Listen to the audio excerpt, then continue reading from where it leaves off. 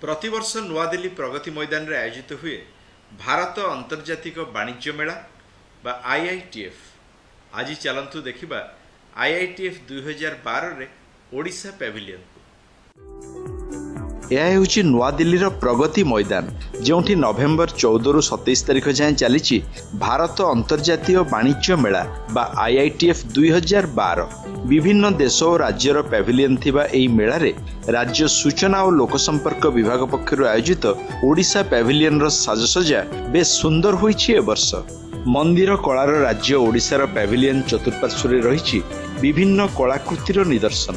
सूर्य देवतांक मूर्ति ठारू कोणार्क चक एवं पारंपरिक काठ काम और पटचित्र को नहीं स्वागत द्वार दोल विमान, उदयगिरी गुंफा ठारू रत्नगिरी ललितगिरी कारुकार्य एवं ओडिशार हस्तकला और हस्ततंत्र सबकिछि सूचित करुछि कुशली पणियारे आम समृद्ध परंपरा को, जहाँकि खाप खाइथिला ए वर्षर थीम स्किलिंग इंडिया रे ओडिशार पारंपरिक तथा आधुनिक कला कौशल को।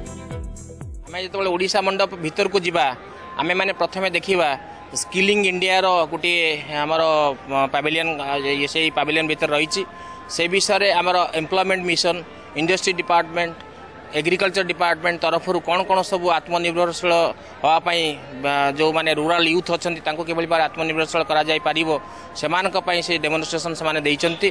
ता छड़ा हमर corporate sector Jindal steel, Tata steel, NALCO इत्यादि माने सब किभली भाव रे आमर ओडिशार यूथ मान को किभली सेल्फ एम्प्लॉयमेंट करिया पई तांकर सेमाने कार्यक्रम मान नैचंती सेटा मध्ये सेठी स्थानित करा जायछि। आमर ओडिशार हैंडीक्राफ्ट एवं हैंडलूम प्रोडक्ट्स सब वुमेन सेल्फ हेल्प ग्रुप द्वारा एवं अन्य बयनिका तरफ सेटा मध्ये सेठी प्रदर्शित होईछि एवं जो माने ताकू देखिबे से माने से किनि पारिबे। ओडिशा पैविलियन रो डाहाण कड़े शिल्पी सुबल महारणांक बालुका कला और भितरे ओडिशार युवपीढ़ी को विभिन्न कामरे कुशली करिया पई नियुक्ति मिशन रो प्रचेष्टा सूचित होइथिला अनेक फोटो पैनल रे। सेहीपरि शक्ति क्षेत्र रे ओडिशार पदक्षेप और सफलता शिल्प विभाग रे मध्यम और क्षुद्र शिल्प को गुरुत्वर चित्र बहन करथिला ओडिशा पैविलियन रो स्टॉल। यह व्यतीत प्रमुख शिल्प संस्था नाल्को और JSL संघ को टाटा स्टील रो स्टॉल रे वर्णित होइथिला ओडिशा रे यार विभिन्न सामाजिक कल्याण कार्यक्रम।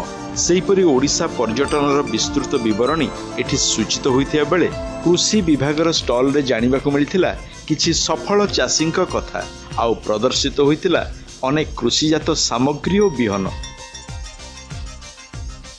ओडिशा मंडप को जो माने आसुचंती बुलिवा को बाहरु बा भितरु समान जो देखुचंती तांकर गोटे फीलिंग है जे ओडिशा माने प्रगति रथ गड़ी चली आगू आगू एवं ओडिशा विशेष भाव में कृषि रे एवं शिल्प रे बहुत आगू बढ़ी।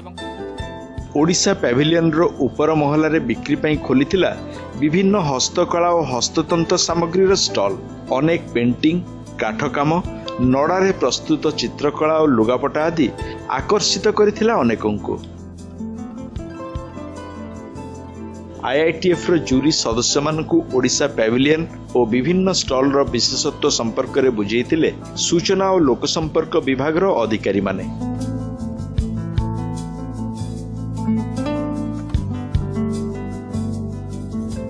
14 दिनिया IITF अवसर रे नवेम्बर 21 पालित हेबो ओडिशा दिवस भाबरे।